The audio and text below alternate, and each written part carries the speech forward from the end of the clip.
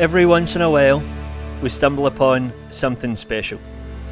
Something that resonates with us, so strong that it can leave us in a state of living limbo. Be it a great book, a captivating movie, or a truly immersive video game. No matter the source, this feeling we share is universal.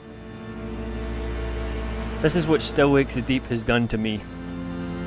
This game has left me in a virtual gaming limbo. And now I'm trying to convince myself I'm happy that it happened and try not to be sad that it's over. And I know I'll never get anything else quite like this. Ladies and gentlemen, today I'd like to talk to you a bit about the masterpiece that is Still Wakes the Deep.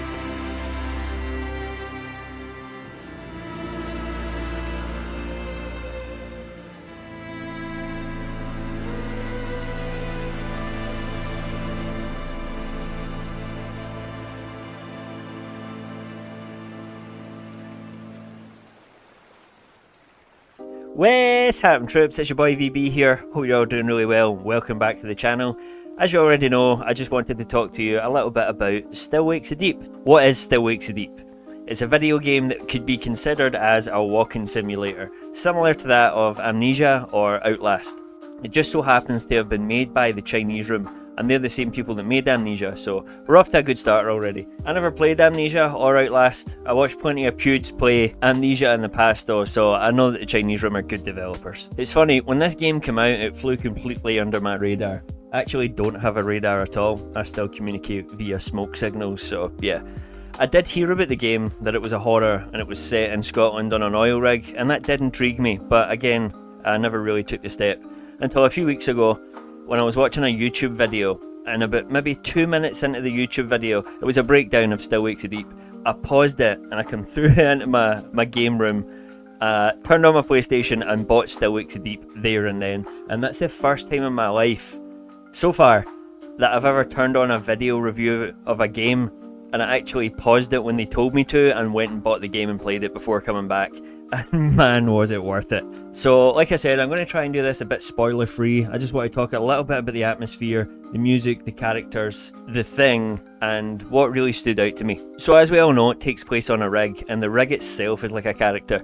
It's living, breathing, croaking the whole time. It feels like it's alive, which really adds to the intensity of the game, because the rig kinda is alive, if you know what I'm saying.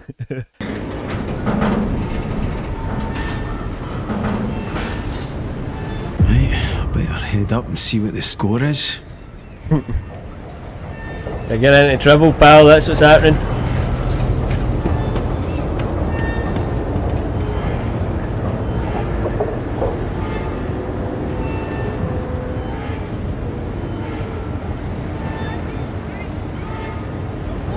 But yeah, the atmosphere with the lighting, the weather effects, the rig looks phenomenal, and it's very time accurate as well. I was walking around it and thinking, damn, this looks like my grandparents' house, you know? So it's very authentic in that sense. The game also looks phenomenal. PS5, I'm running it on the PS5. I never experienced any hiccups at all during the gameplay. It was smooth, and like I said, it looked fantastic as well. The only other game I've played that looked as nice as this so far on PlayStation has either been Demon Souls remake or Space Marine 2, and Space Marine 2 did kind of chug at the end, so yeah. But yeah, the atmosphere is second to none, and something really helps the atmosphere of the game in general, which is the music. So when I loaded this game up for the first time, one of the main characters are speaking at the beginning, and with the combination of this character speaking with the music and the depth of the situation, I was crying. I didn't even know who these characters were yet, and I was crying at the intro of the game because of the atmosphere with the combination of music and characters was so strong, like it pulled me in right away. I still can't believe you went. What are you thinking? What are you thinking? Going to that place. Going to that place? Wish you hadn't got yourself into this. Oh man, mess, the but music, man. You can't run forever. I know you were just trying to do right by me, so I need you to do what's right by us. Now, please, Kaz. Holy smokes. I'm so tired of fighting. I just want it to be over. I want you home. The girls want you home. But if you don't deal with this, then we are done for good. I love you. Holy smokes, man. But I won't wait forever. Suze. What kind of game is this? And I know I might be kind of biased. I'm from Scotland, you know. These characters grew on me like nothing else. But yeah, the music is something special. There's a couple of standout tracks. The one I used at the beginning of this video, I think it's called Suze's Letter. It's a fantastic track. I listen to it regularly. There's just something so melancholic about it. It just hits the spot perfectly for this game and the atmosphere vibe that it's trying to capture. Yeah, it steals it. There's a few other standout tracks as well, and sometimes it's just ambient noises and it works perfectly. The sound design is so good. I can't compliment it enough.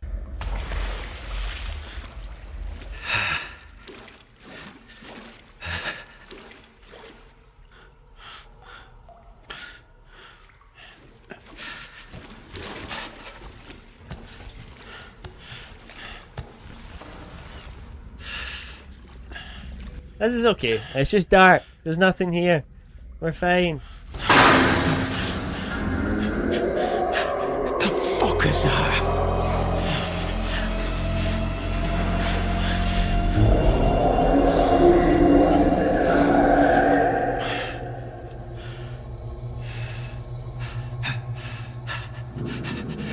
Something else that stood out to me with the sound design as well was Kaz himself, the main character. You can hear him breathing, and it's so realistic.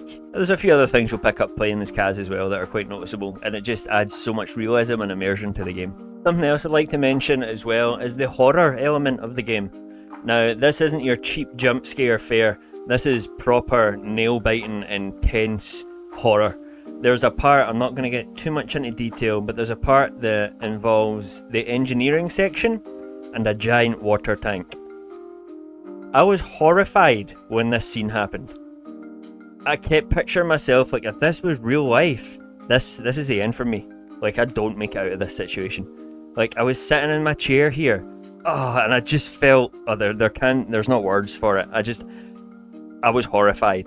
The screams, man, oh my god, the guttural, animalistic, visceral screams.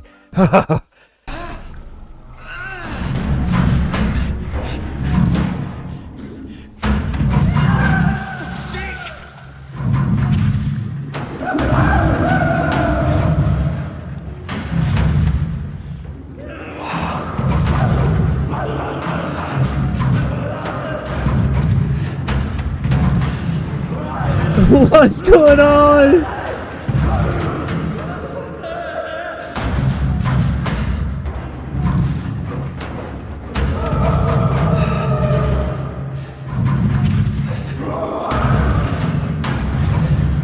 Horror in this game is so good. It's so mysterious. It's cosmic. It's cosmic horror. I'm gonna leave it at that. I really don't want to spoil anything. So, yeah. Take that for what it is. And that brings me to, yes, the characters. Kaz McCleary, the main character. I am Kaz McCleary. We are all Kaz McCleary. There was so many times during the game, I streamed this game for my first time playing it, and when I was streaming it, I kept going to say things, but then Kaz would say them before me, and I was like, Kaz, that's what I was thinking, man, that's what I was going to say. And I think that's one of the greatest things about the game. The conversations between the characters in this game are so genuine. I've never seen anything else like it in video games before. There's a scene where Kaz McCleary, the main character, is in a kitchen storeroom with his best friend on the rig, Roy, and the conversation they have, I could see myself having. It's so relatable, and I don't know if it's like a cultural thing, a Scottish thing or what, but everything they say in this game, most of the conversations, if not all of them, are so authentic, and again, this just helps bring you into the immersion, and everything just adds on to the atmosphere. It's so genuine. And again, to talk more about the characters, the voice acting in this game, so often when I play video games, now don't get me wrong, this stuff doesn't bother me, but so often when I play video games, Scottish voice actors are reserved for either generals in an army, we're either dwarves, or we're only in FromSoft games. That's how it goes. So it's nice to actually see some inclusion in a game that's not fantasy, not war. Just, it's so unique. Yeah, it's fantastic. I'm going to try and stop saying yeah now. I'm just overwhelmed by how good this game was. And it's not just Scottish accents that get their time to shine either. There's some great Irish and English accents in here as well that are also authentic and are a pleasure to listen to. Yeah?